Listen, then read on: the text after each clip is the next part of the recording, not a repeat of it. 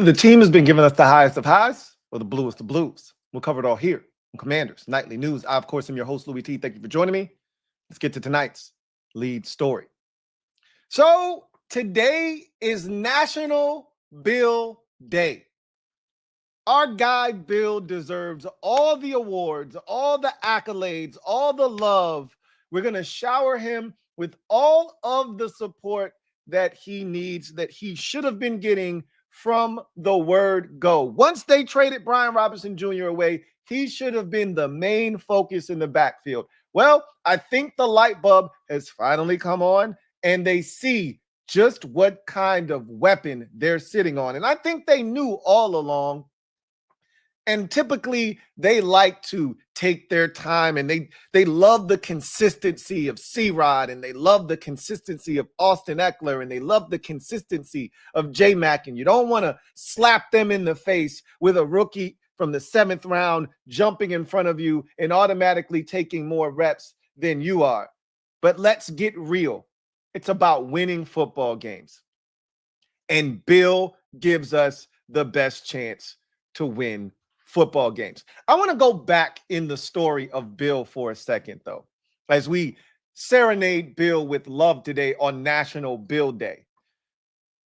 We prayed for times like this, didn't we?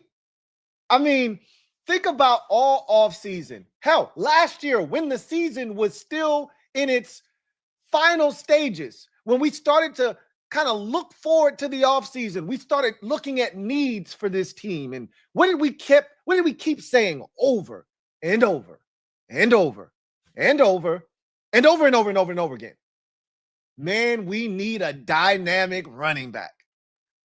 And so we started making mock drafts, and we started looking at all the top runners, and a lot of you, Travion Henderson, you wanted to spend the first round pick on him. I was like, yeah, a little bit too rich for me, but I do like him as a prospect. Don't like him in the first round, though. Hey, how about Omarion Hampton? Yeah, not my cup of tea. He's cool.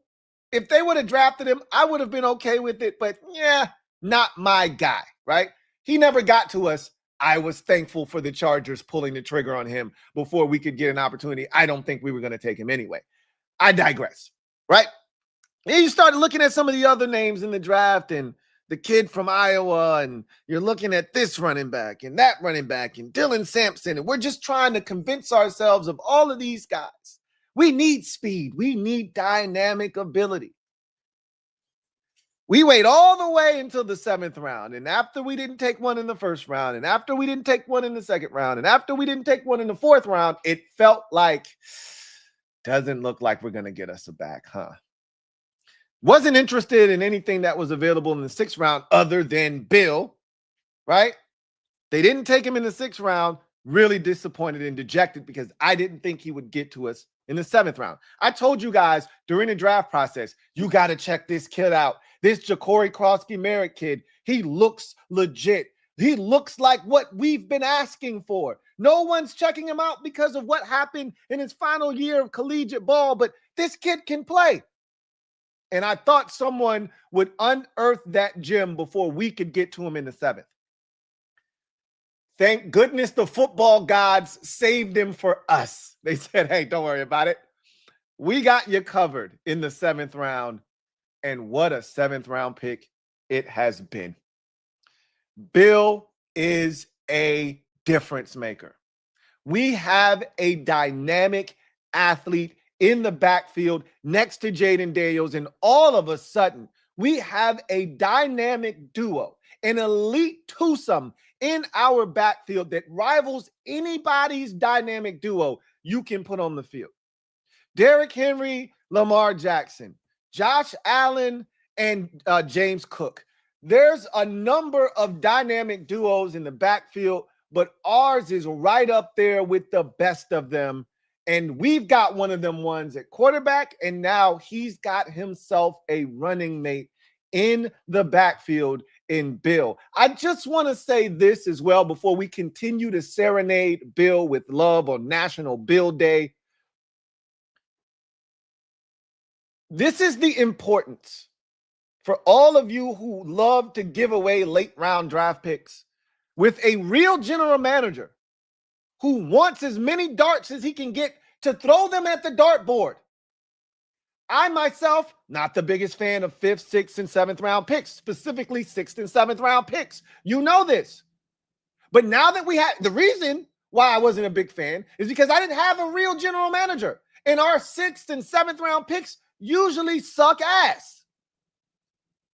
That is no longer the case. Day 3 picks matter. Hashtag day 3 picks matter.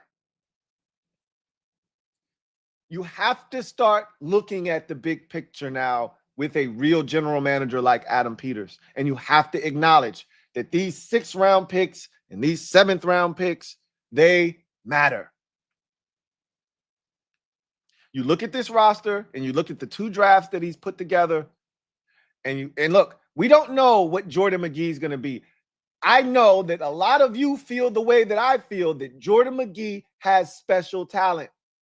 And if they can just get him to stay healthy, it will manifest itself on an NFL field near you. Just got to stay healthy. That's a 5th round pick, folks. Bill, 7th round pick. I'm not the biggest Javonte Jean-Baptiste fan, but for a 7th round pick, he's been pretty solid. Sucks that he got hurt because he actually was playing good football this season. That's a 7th round pick. I only bring this up because a lot of you want to trade away this guy and that pick and that pick and this pick. Let's get this guy. Let's get that guy. We need to be hoarding draft picks so that we can see if Adam Peters can unearth more late round gems. We need more of these, not less. Anyway, enough of that. Let's get back to serenading our guy Bill with some love on National Bill Day. Y'all hype my man up.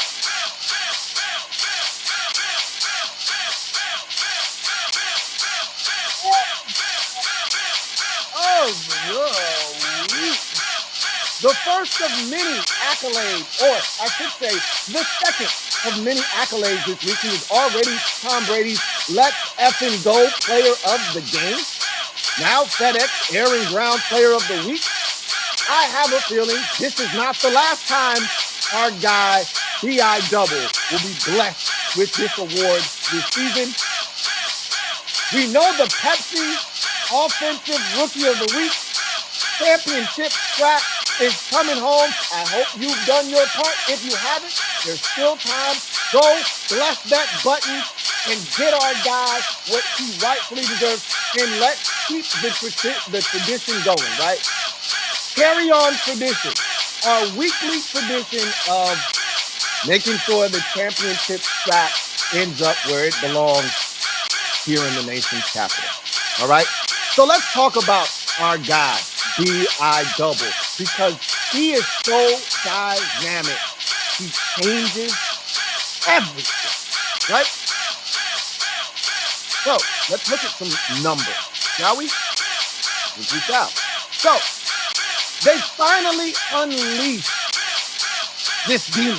They've unleashed the secret weapon. I don't know what took them so long, and I told you guys in the moment, I said, I hate that Austin Eckler got injured. I hate it. I don't know if you guys have been following Austin Eckler on social media, but he's doing his 2 best runs of the week, and he's doing updates. You should check him out. Keep him in good spirits, right? However, I said Austin Eckler, like an NBA veteran, eating minutes that a young guy should be getting, he needed to get out of the way. And I didn't want it to occur in that manner. I didn't. Eventually, it would have happened organically. But they would have drugged their feet kicking and screaming had Eckler still been healthy. I guarantee you Bill would not have started on Sunday in week 5. I guarantee you he still would have been getting little table scraps here and there. Right? They would have been spoon feeding him baby food still. That injury to Eckler, coupled with the trading of Brian Robinson Jr., opened the door for us to get this. It should have happened in week 1 after he had 10 carries for 82 yards in his 42-yard run. That should have been the note that sent off bells and whistles. Hey, this guy is special. Let's play him. Oh. Bill. Thank you. Go. Y'all didn't mind the Bill in there, did you?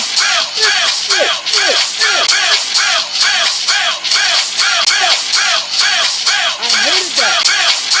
It took so long. But we don't have to dwell in the past. What we can do is we can now focus on the future. Let's look at what Bill has done. In just 1 week, look at all of these career highs that he set. You would have thought week 1, 10 carries, 82 yards. I got it, guys. I got it. I turned it off. Okay. You don't want to hear Bill. You don't want to hear that 50 million times. It's National Bill Day. You don't want to hear that over and over again? Shame on you. All right. Anyway, I digress. So, as I was saying, before I was rudely interrupted by chants of Bill, he's finally been unleashed, right? So let's look at all the things that he did on Sunday. Longest reception of his career came on Sunday, 28 yards. I say you run him, you throw it to him. Anytime you can get him to touch the football, it's a good thing for the offense. Less that Jayden Daniels has to do, gives the offensive line an opportunity to crack some skulls, right? He can catch the football. They tried to tell us coming out of college, didn't know if he could catch. I disagree. 28-yard reception. One of these little checkdowns, screens, etc. is going to pop for 65 and a touchdown this year. Trust me. That was a beautiful screen behind a blitz by Cliff Kingsbury against the Chargers. I'm telling you, one of these holes is going to go this year. You're going to see.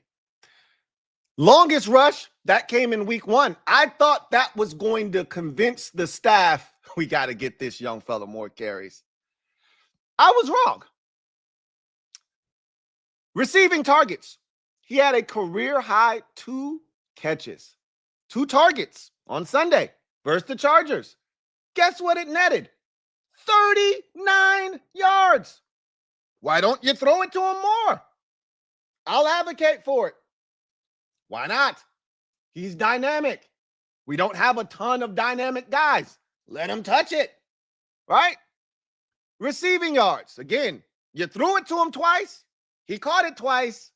And now he has a new career high in receiving yards, 39. Because he's dynamic. Receptions. Already talked about that. He caught 2 passes on Sunday.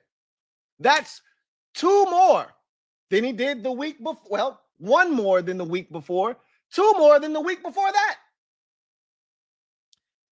On Sunday, he doubled his initial total of catches on the season. I think it's safe to say he can catch. You should throw it to him. Yeah, I'd say so. Rushing attempts, career high, 14. You know what he did with those 14 carries? He set a career high rushing yards, 111. Go figure. The first game of the season, you give it to him 10 times, he gets you 82 yards. What do you think is going to happen if you give it to him 14 times? I know. He'll rush for over 100 yards. Bingo. So you know what we should do against the Bears in week 6? Not give it to him less. Try more. And I'm not saying you got to give it to him 20 times. How about 17 carries? How about 15? How about 16? Whatever the number is, it should exceed the number that he had last week.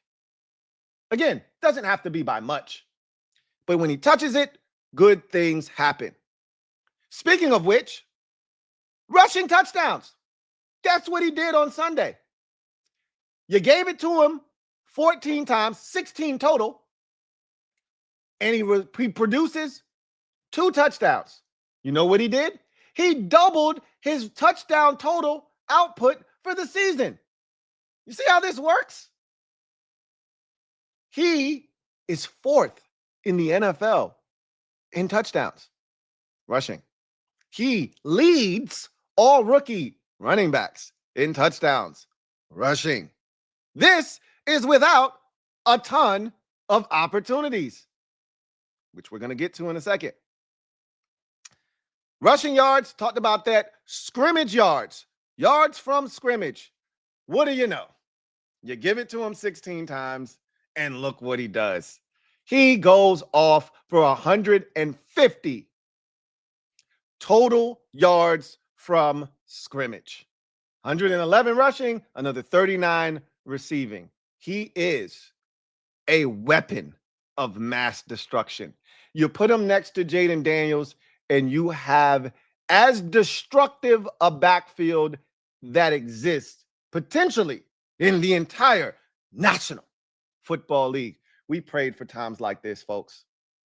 When we envisioned them upgrading the running back position, this is what we envisioned: a guy that could change the optics, a guy that could change drastically the way teams have to defend our offense, a guy that could be a true difference maker.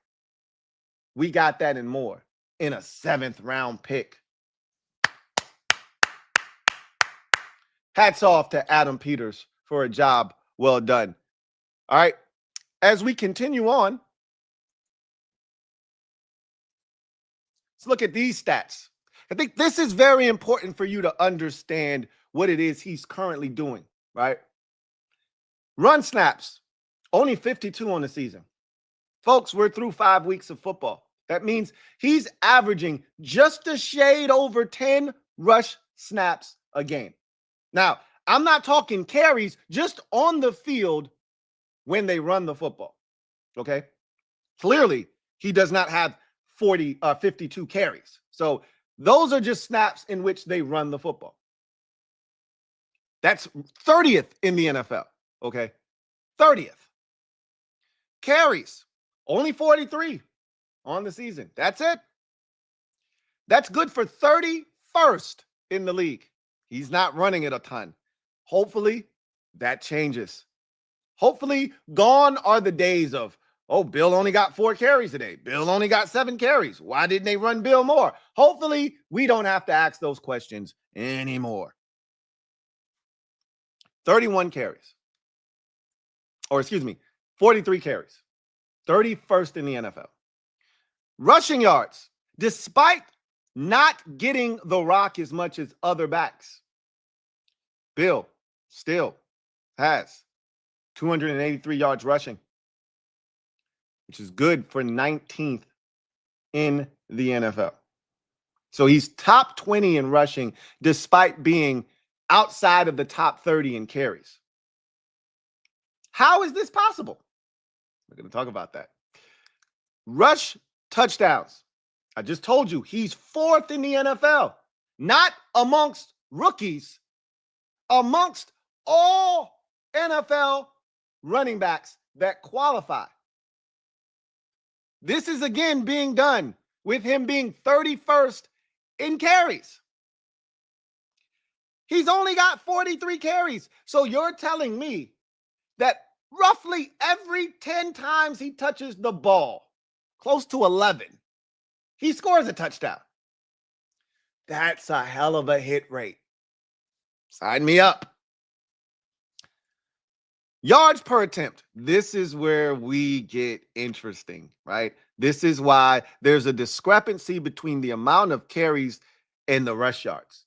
Despite not having a ton of carries, he's still one of the best backs in football because he's number one in yards per attempt at 6.6 yards a tote. That means every time you give Bill the football, he almost gets you a first down. I'm not telling you that this is going to be something that he can sustain through 17 games with more opportunities. Clearly, the average will come down, but this guy is dynamic. And you've seen the way that he's, first of all, can we just give some love to the offensive line? Give a little bit of love because there's a lot of plays where he's not contacted for the first 4 to 5 yards of his run. On 3 of his 4 touchdown runs, I don't think he got touched. The touchdown run against the Giants in week 1 when he bounced it to the outside, I don't think he got touched. The 2 touchdowns here against the Chargers, I don't think he was touched on either one of those. So let's give some love to the offensive line as well. All right. However, 6.6 yards is crazy work. It's crazy work. So he's dynamic. Those are quarterback numbers, folks. 6.6 yards per tote, that's a quarterback number. It's not a running back number. He has 1 fumble, obviously. Put that one on Andrew Wiley. Got to be better. Don't want to see the young fella put it on the carpet, but he'll be better, right? Got snuck on that play. Forced missed tackles. 10 of them. Ranked 23rd in the NFL. Once again, that is a great number for a guy that only has 43 carries. It's pretty damn good. Imagine what that number would be if he had 15 more carries on the season. He'd probably be top 10 because we know this guy forces missed tackles. Ask Derwin James. In explosive runs, this is a big one. Runs of 10 yards or more. 9 of them. He's top 10 in the league in explosive runs. We've seen them. We know they exist. For an offense that is clamoring for more dynamic plays, you need look no further than Bill. So, I beg the team at this point on National Bill Day to do me a huge favor. Please, I beg of you, turn our guy loose. Let this be the tip of the iceberg. Yep, I know you respect the consistency of J-Mac, and J-Mac can still, just like he did on Sunday, J-Mac can still get his touches. C-Rod was inactive the first 2 weeks of the season. We don't have to force C-Rod into the game plan. He can get his touches too, just like he did on Sunday. But this should be the Bill show moving forward.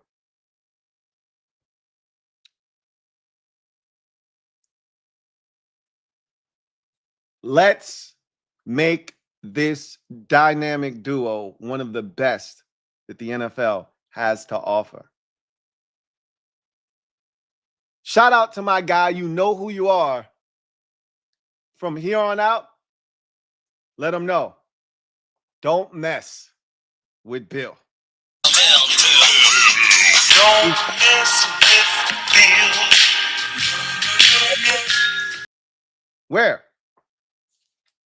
We heard from both the head coach and our star quarterback. We don't have an injury report today. I'm assuming, and I could be wrong, and they could just release it a little bit later today, but being that it's a Monday night game, I'm thinking that we're going to get the injury report starting tomorrow. Thursday, Friday, Saturday are going to be your injury report days. I'm assuming they don't have to report an injury or an They don't have to report their injury situation today, is my guess. Because it's a Monday night game, you don't have to do it till Thursday for the first time this week. That's my guess. Usually they have it out by now. Let me check real quick right now and see if they got something up on the site. I doubt it.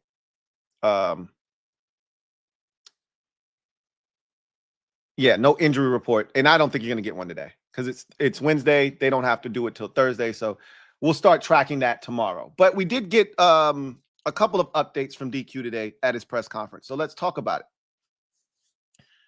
So DQ started off his press conference basically talking about being back at home, excited for the opportunity that's in front of them. They had 2 straight road games. It's good to be back at home and trying to establish some form of consistency. Don't want to ride this roller coaster that we've been on. Win one, lose one. Win one, lose one. It's time to get, and this is what we've been talking about as a fan base. Like, can we get on a run here? Can we stop with the start, stop, start, stop? Can we just go, right? Here's an opportunity, right? First time all season long, you've won a game, and now you got a chance to win another one at home, right? Normally, we win at home, then go on the road. Lose, come back home, win, go back on the road, lose. Well, finally, we've won on the road, and now you're coming back home. Let's get it done, right?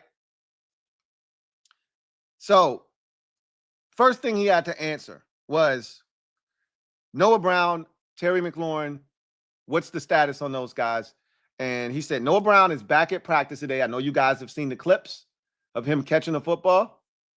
So that's a good sign that he's back at practice today. Terry McLaurin, however, is not. So we may have been wrong. I talked with the Kings last night, and we all went around the panel and said who we thought would play this week. We all said Terry would, Noah wouldn't. Looks like it's the reverse. Now, there's still an extra day.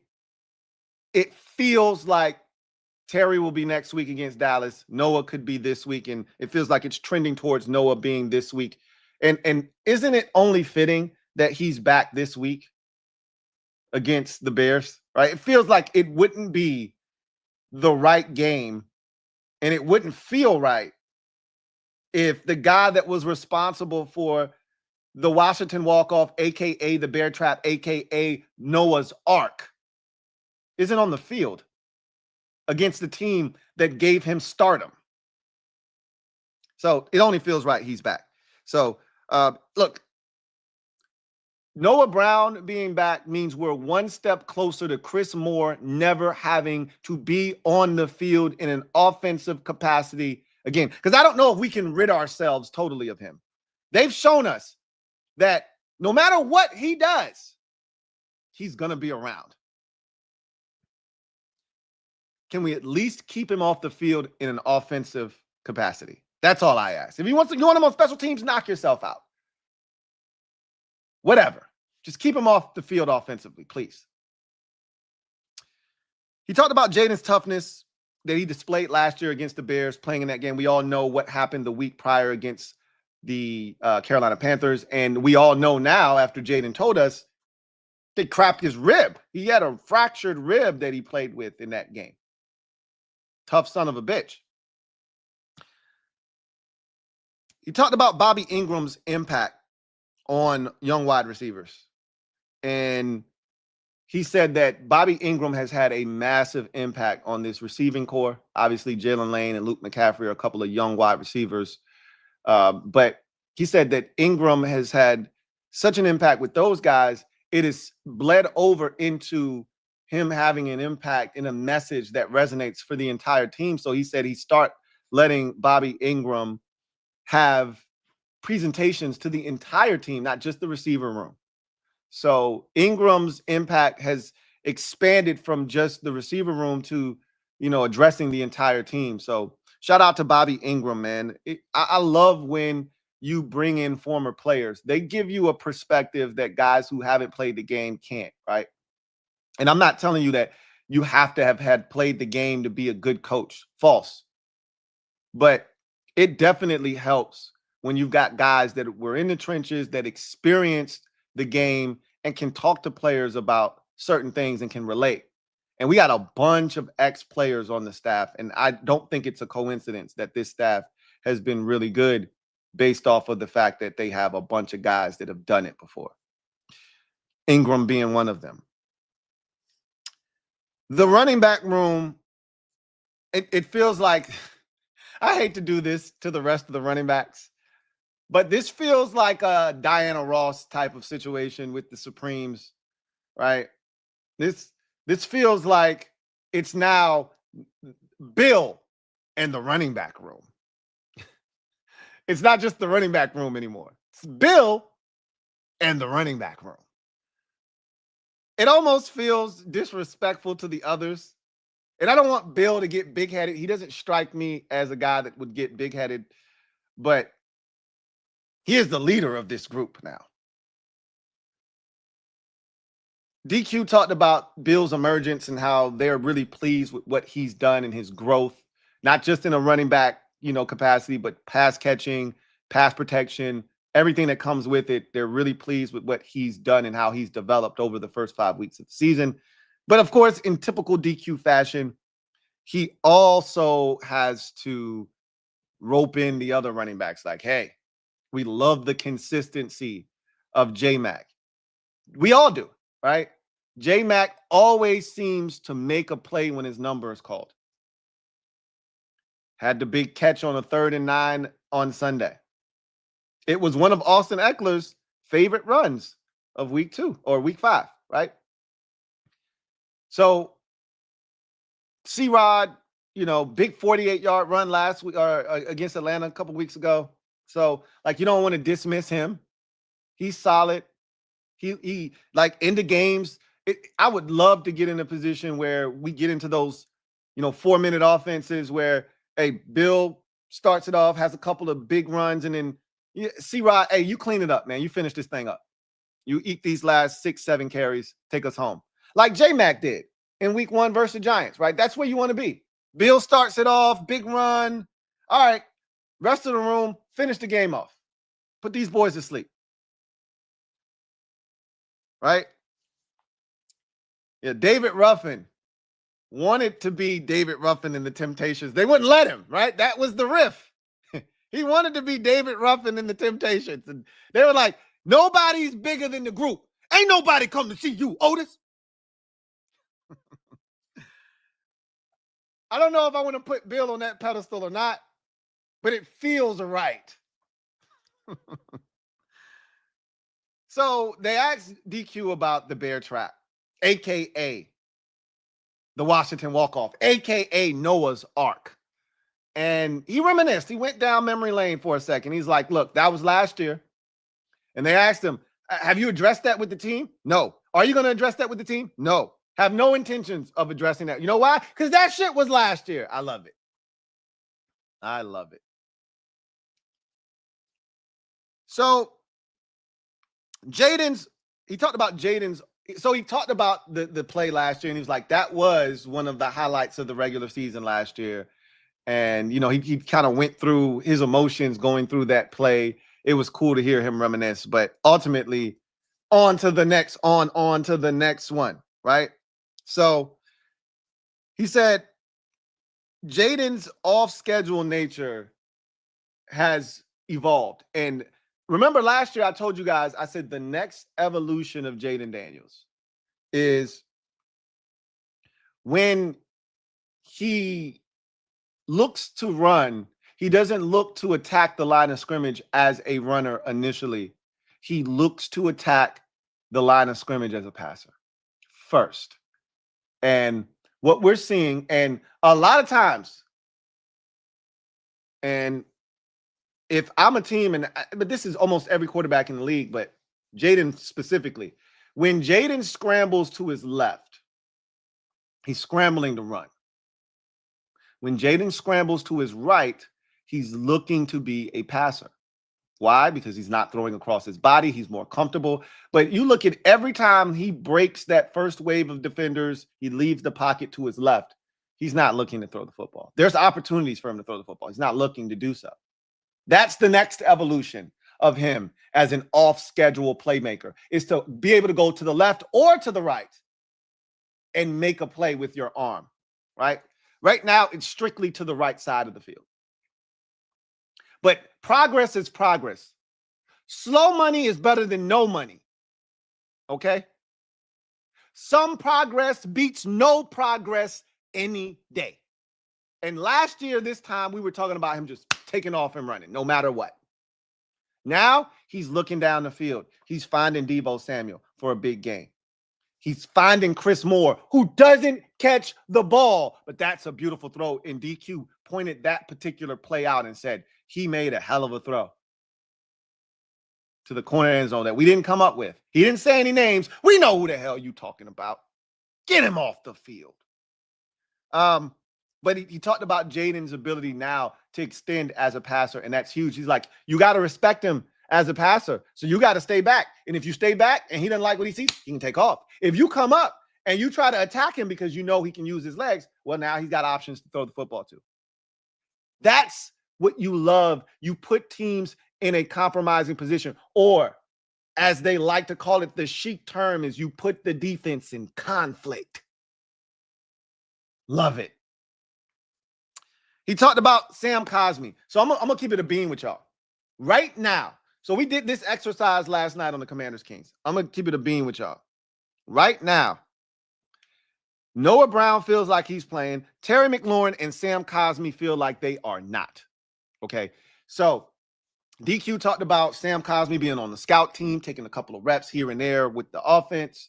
He said they're going to continue to evaluate him, get him up to speed. They're not in any rush. I told you he has 21 days, and I wouldn't be shocked if they took all 21 days. I've been saying this since my dreams of week one, being all in for week one, were dashed and crushed, trampled on. I said it's probably week 7 against Dallas. That feels even more real listening to DQ talk today. Obviously, it could be subject to change, but DQ has been pretty forthcoming with guys when they're going to play, like Noah today. He practiced, sounds optimistic. When guys aren't going to play, DQ keeps it short and sweet. And it sounded like, we're going to keep working with Cosmi, keep getting him up to speed. This doesn't sound like the week he's going to play. Sounds like next week against Dallas. And you know what? For a guy like him and Terry, it makes sense because it's such a quick turnaround, right? It's a short week. All I kept thinking about was the extra day. But there's also a downside to having an extra day is that you have less time on the backside of it. So maybe it makes more sense to just say, you guys get ready for Dallas in week 7. That's what it feels like with Cosmi. He then went from Cosmi to a conversation about the guard position. And he talked about, Chris Paul and Andrew Wiley, and would those two be competing once Cosmi came back? I don't think there's any competition right now. Chris Paul, until otherwise notified, is your starting left guard. Now, he also gave a Brandon Coleman update.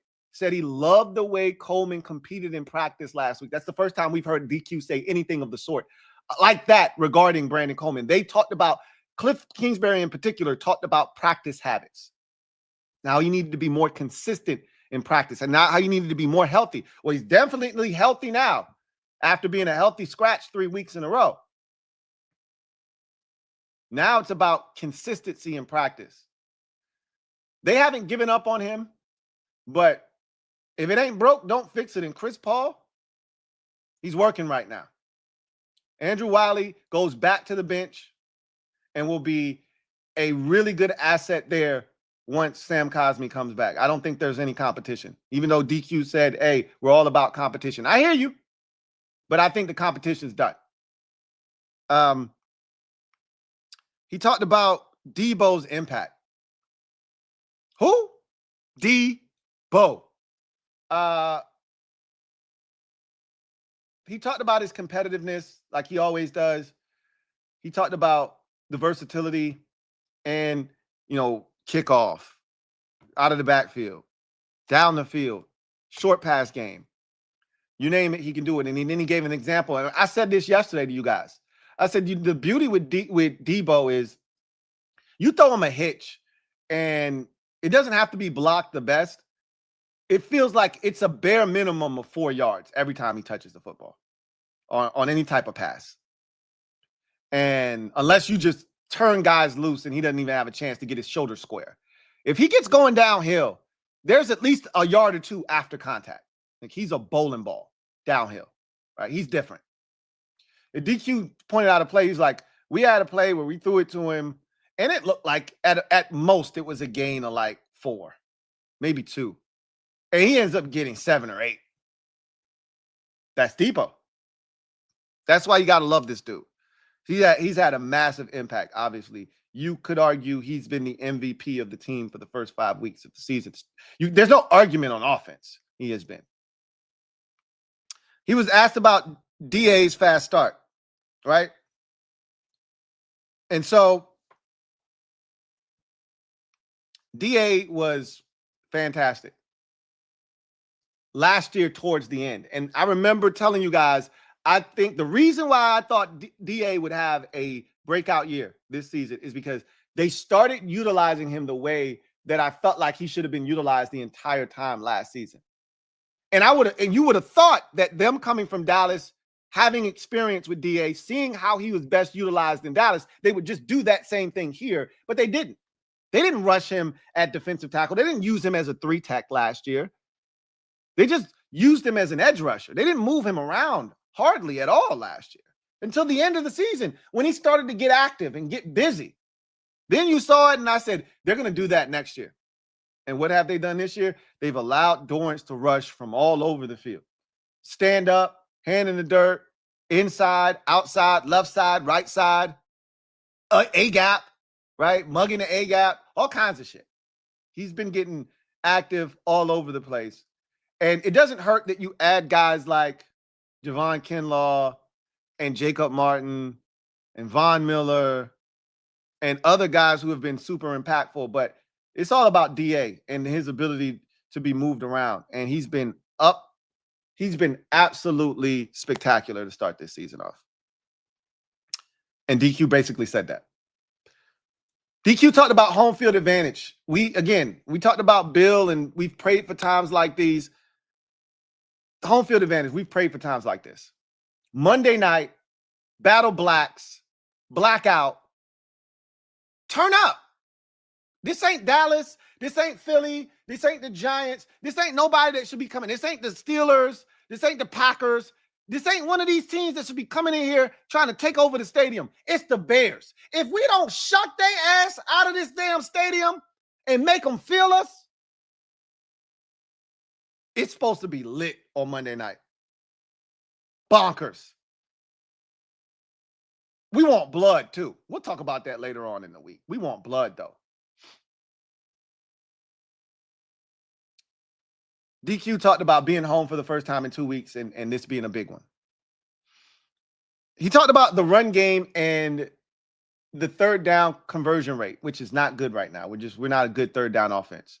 We know why. There's a lot of reasons as to why, but people love to connect the run game, and we got the #1 run game in the NFL right now. Nobody's better. So you would think with those kind of statistics, there's no way you're not killing it on time of possession. You're not killing it on third downs. But when you're constantly making mistakes, right, and pushing yourself back, now it's not 3rd and 4 like it should be, or 3rd and 2, or even 3rd and 6. It's 3rd and 16, like the one Jayden had to convert to Jalen Lane to get the game really popping for the offense. That's a 3rd and 16.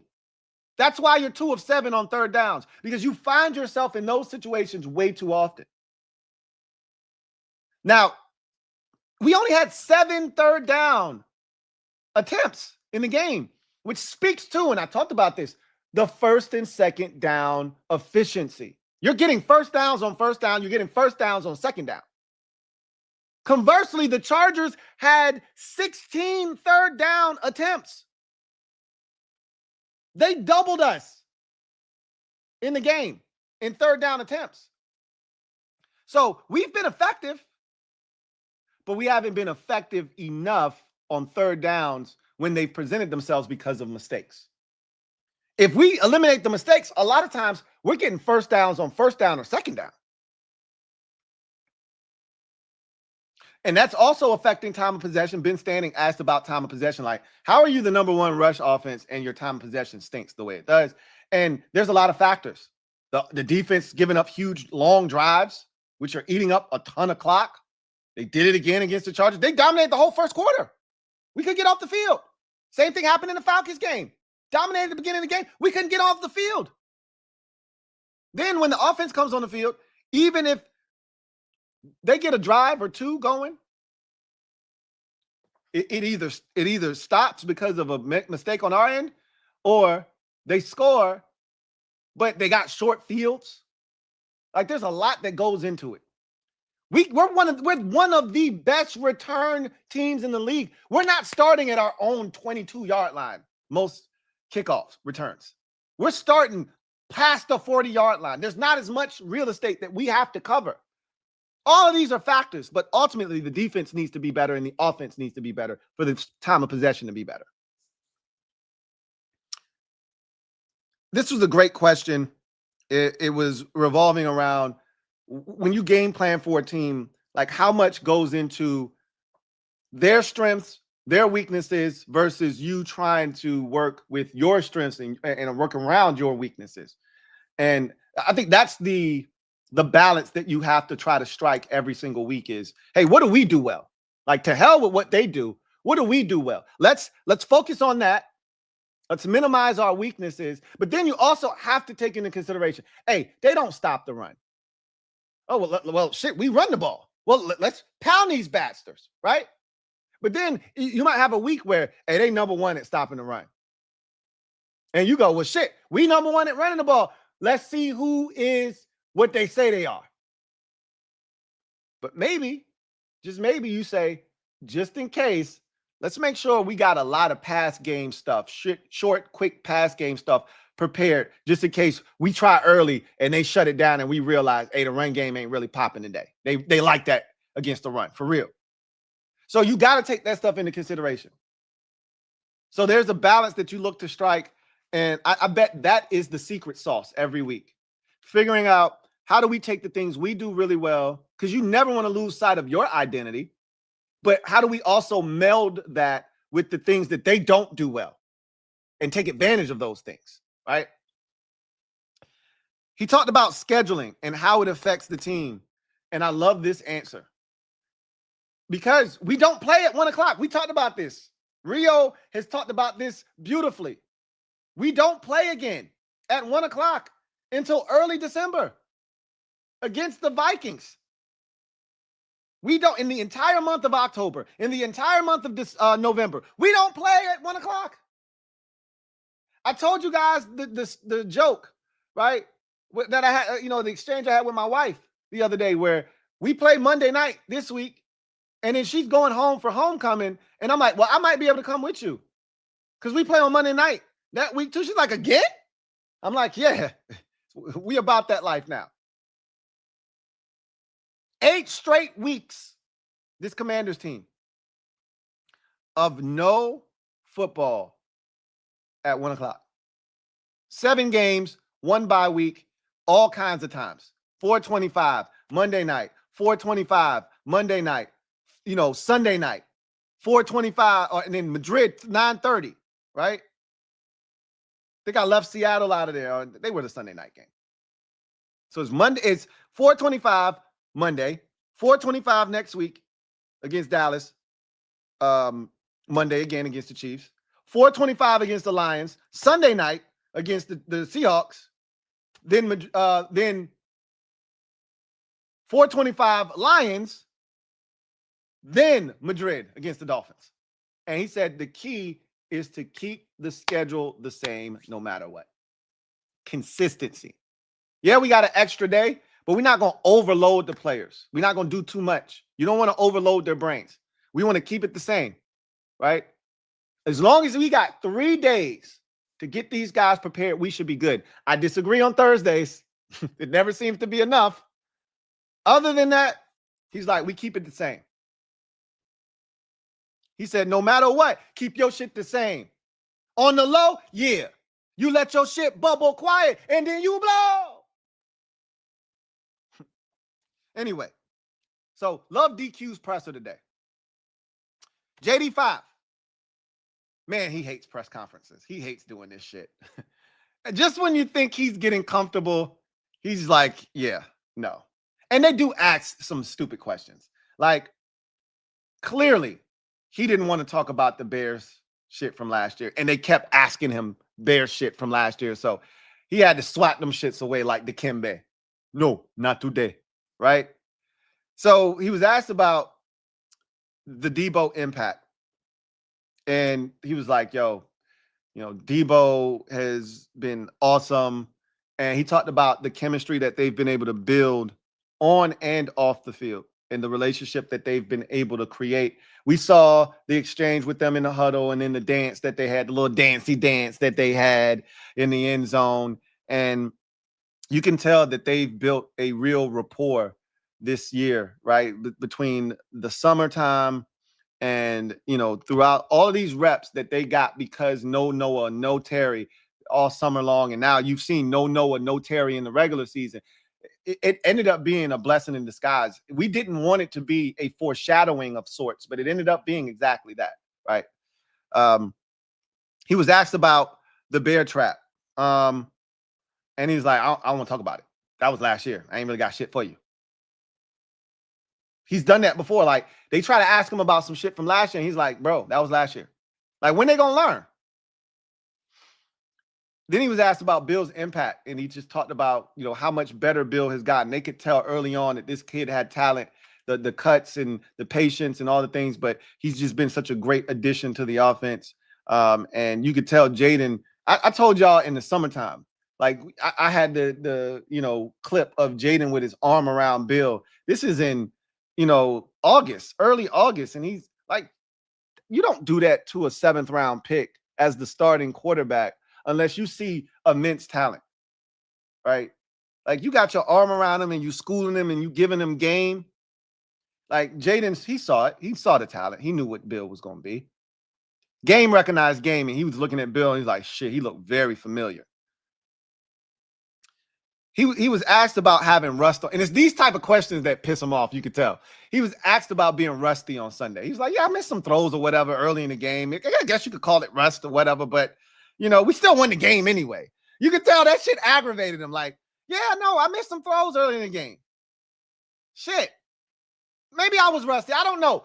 What the hell does that matter? We won. That was his mindset. He could have just said, yeah, I was a little rusty.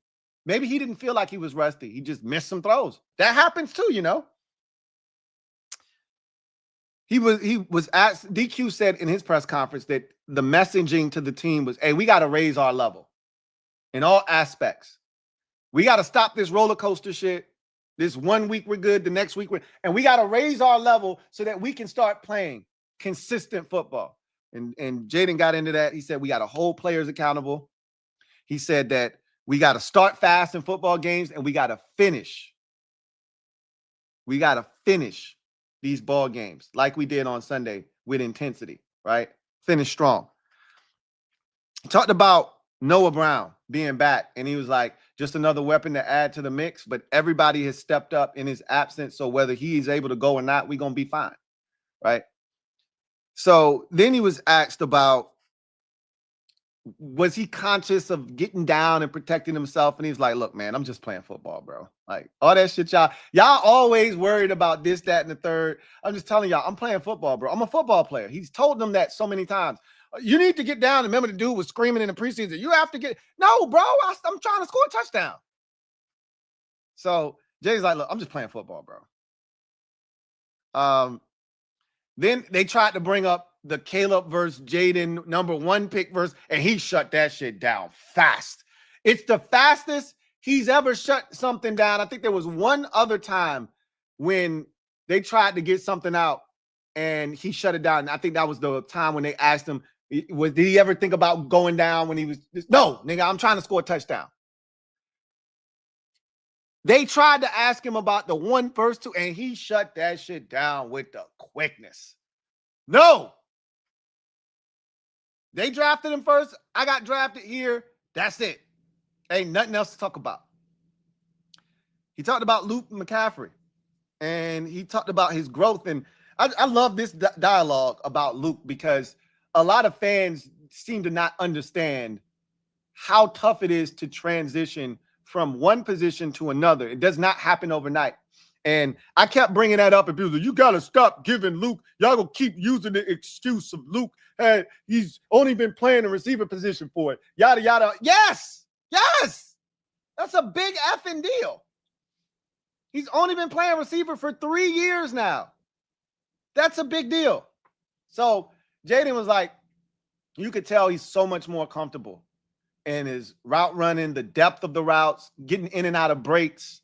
He's not thinking as much. You could tell he's so much more comfortable now. And you could tell Jayden's confidence and trust level in him is elevating, right? He talked about the chemistry with him and Debo. I already touched on that. They established a relationship on and off the field. He talked about him being a really humble guy, and it makes it easy for him to want to be around in the locker room. And then he talked about controlling the controllables, how you want to win every game, but you do realize that the team potentially will get better with reinforcements coming on the way. Noah Brown, Terry McLaurin, Sam Cosmi, Jonathan Jones, etc. Guys will be back at some point, you hope, and stay healthy, right? And he said, ultimately, I always tell y'all, control the controllables, right? And he said, basically, I just control what I can control. Process over results. And he said, if you take care of the process the right way, the results will usually follow. So he said, I got to stay process oriented, which you don't hear from him very often. That was more like a Kirk Cousins thing, right? But you hear that from quarterbacks a lot of times. Just stick to the script, right? Stay process oriented and the results will follow. Don't go chasing results. Then you don't stick to the script from a process standpoint. And that's when things start to go off kilter and haywire. He talked about Monday Night Football and the Battle Blacks. And he was like, yeah, this is dope. This is my first time playing on Monday night. I didn't even realize that this was his first Monday night game at home, right? He obviously had the Monday night game last year against Cincinnati, but this is his first Monday night game at home, the Battle Blacks. So he's like, I'm really excited. This is the opportunity for us to turn up at the crib. Let's do it, right? Then he went into, diagnosing the Bears and kind of what they bring to the table, what makes them a dynamic defense. And he talked about they force turnovers, which they're one of the best teams in the league at creating turnovers this season. And he talked about, some of the other things that they do. They have playmakers on that side of the ball. And so he kind of outlined all of the things that they bring to the table and why we have to be, really prepared for them. And then he said, look, a lot of their guys are the same from last year, which it is, right? They won't have Jalen Johnson in this game, which is a big, part of their defense, but they're deep in the secondary. So they'll be fine. And then he talked about the primetime stage. We got a bunch of primetime games this season. And, does your process change? And he's like, nah, keep it consistent, keep it the same. Whether it's Sunday, whether it's Monday, whether it's Thursday, whether it's 4:25, whether it's 8:15, whether it's 9:30 in the morning, doesn't matter. Just keep it the same. And so that was Jayden's press conference from today. So we will get a word from one of our sponsors, come back on the other side, and then we will get to our first look at the Chicago Bears. The Bears. Sleeper. Sleeper is the best way to experience and connect over sports together. It's a one-stop shop for all of your sports needs. You can celebrate and chat in the games in real time with other users, get the fastest scores, blazing fast news and alerts right at your fingertips. Play in fantasy leagues and win real money on picks contests. So enjoy sports the way they were meant to, together. Download the #1 sports app today. Predict the hottest football stats like passing yards, receiving yards, touchdowns, interceptions, and much more to cash in on your daily fantasy football skills. Use promo code LTN and Sleeper will match your first deposit up to $100. Terms and conditions apply. See Sleeper's terms of use for details. Currently operational in over 25 states. Check out Sleeper today. Sleeper. So, in the spirit of following orders from Dan Quinn and keeping it consistent, despite having an extra day, we're going to have our first look at the Chicago Bears. I'm still celebrating from Sunday. I ain't going to hold you. I got an extra day to celebrate. I'm going to celebrate. I'm still spending money from 88. I'm still celebrating from Sunday. But in the spirit of following directions, taking orders from our leader, we're going to keep it consistent. So we are going to unwrap the Bears on Wednesday, even though we don't technically have to until Thursday. So I'm not going to talk too extensively about the Bears today. We'll start that process tomorrow. However, this is a big game for various reasons. We've talked about this in spot duty throughout the course of this week, that you can't afford to lose another conference game. We know the Bears are a young upstart team. A lot of the players that were there last year have animosity towards us because we effectively ended their season. They lost 9 straight games after the loss to the Commanders, did not win another game until their final tilt of the season in week 18 versus the Packers. So they are out for revenge. Ben Johnson, head coach of this team, was the offensive coordinator. We wanted revenge on him last year for how he did us. Basketball guys stood us up. We on the plane. He didn't even have the courtesy to call us. He sent us a text message on some hoe shit. So we were out for revenge, and we got it. Now he's out for revenge based off the revenge we got. So they're going to come in here motivated. They're coming off of a bye week. This is their opportunity, just like we went on the road last week and prove that we're legit. This is their opportunity to do the same exact thing. Go on the road against an opponent that most people don't think they're better than and go get a big statement road victory. We can't let it happen. We have bigger aspirations, grandiose dreams this season. They're standing in the way. You can't talk about consistency, getting on track, not riding the roller coaster. You can't talk about all of those things and then lose to Chicago. This is an opportunity to start to put together wins and stack that left-hand column with a bunch of bricks. So you got to take advantage of the Chicago Bears on Monday night. It shouldn't have been close last year. They're a different team. But so are we. We need to dominate this game. I think we can. They can't stop the run. And while Caleb Williams has been better this year, I'm still not super impressed. They shouldn't be able to run the football on us. And if we can get to Caleb, and that's going to be key, because if we don't, they're going to take advantage of our secondary. We know that. But if we can get to Caleb Williams, and I think we can, we should be able to fluster him. He's slippery, man. He's slippery.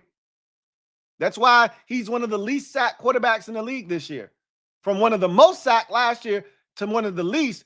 Better offensive line play in front of him, but he's a slippery dude. We got to get to him.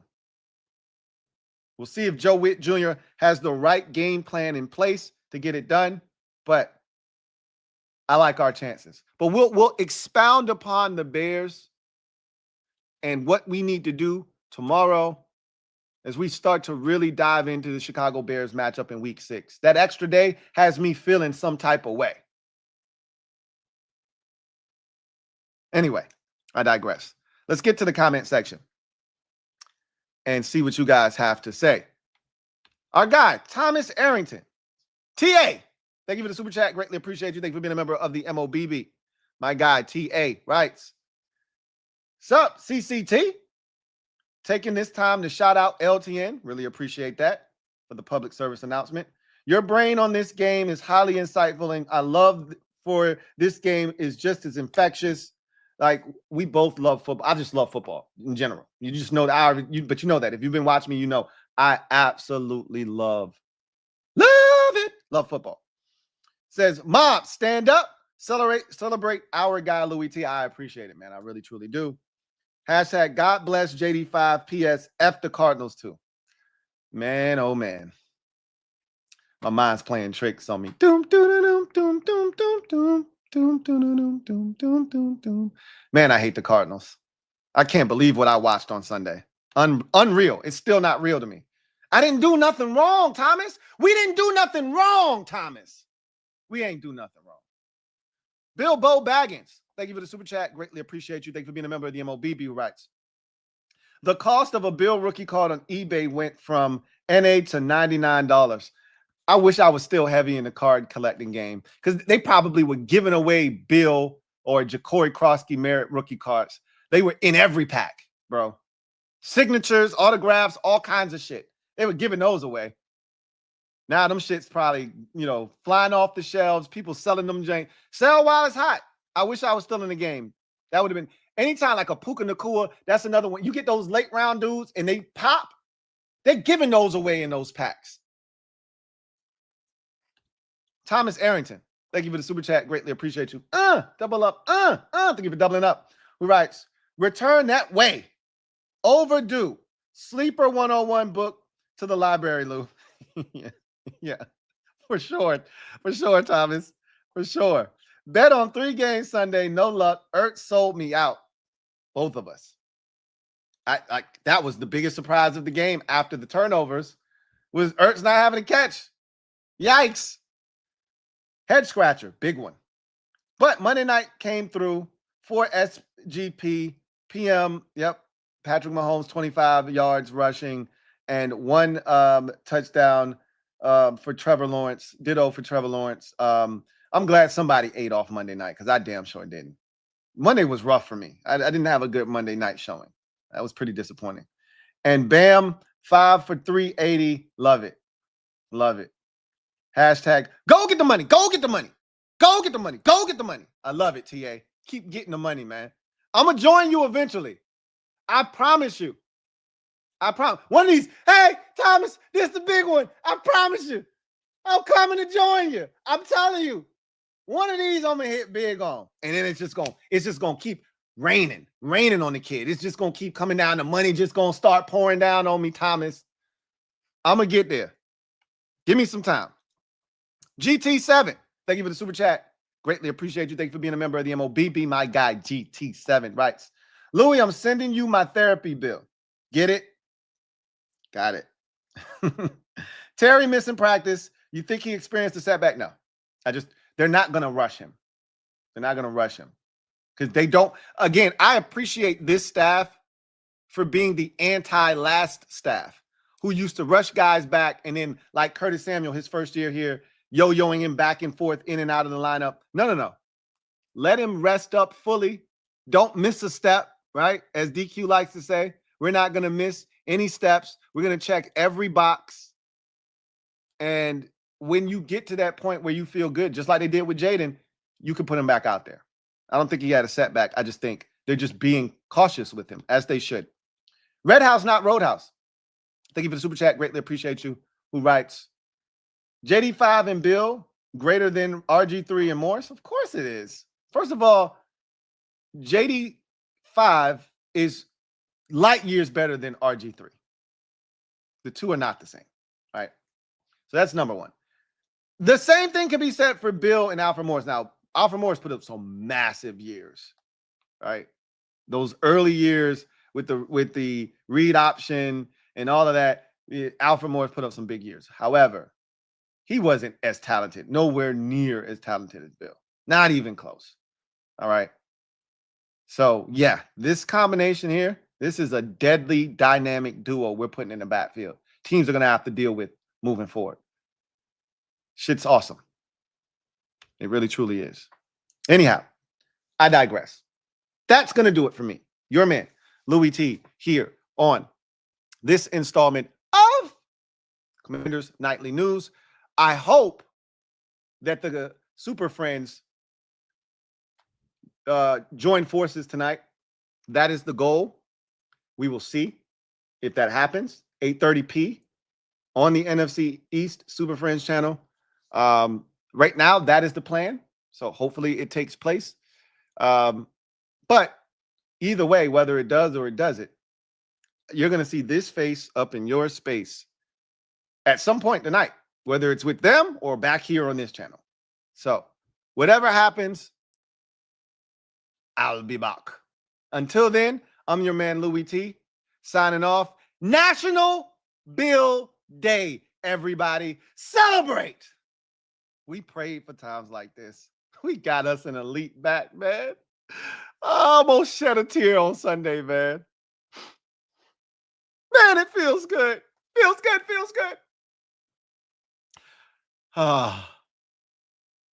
Monday finna be a movie, man. And you're going to have a front row seat. I'll see you guys next time. Enjoy the rest of National Bill Day. Peace.